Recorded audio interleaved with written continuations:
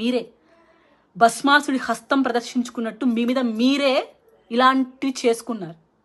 ఒక ప్రతిపక్ష హోదాలో ఉన్న నాయకులని అసెంబ్లీ సాక్షిగా సాక్షాత్తు సీఎం గారు మొదలుకొని మీ క్యాబినెట్లో ఉన్న ప్రతి ఒక్కరు ఎమ్మెల్యేలు కావచ్చు, మీ క్యాడర్ కావచ్చు, మీ పేటీఎం కార్యకర్తలు కావచ్చు, వ్యక్తిగతంగా దూషించి మిమ్మల్ని మీరు దిగజార్చుకున్నారు. మీ స్థాయిని మీరు తగ్గించుకున్నారు. సామాన్య అవ్వాతాతలు మాతో చెప్పిన మాటలు.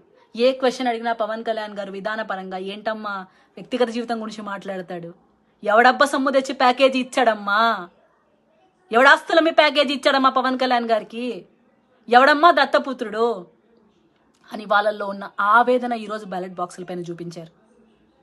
మీరు చేసిన మీ శాఖలు ఒక్కసారైనా ప్రెస్ మీట్ పెట్టండి అని చాలాసార్లు ఛాలెంజ్ చేశాం. అప్పటికైనా మీ మట్టి బుర్రలకు అర్థం కావాలి ఎందుకు అంటున్నారు వీళ్ళని. ఆ శాఖలపైన అవగాహన లేకుండా వాటి అభివృద్ధి గురించి ఆలోచించకుండా ఎక్కడ 5 లక్షల కమిషన్ వస్తుందో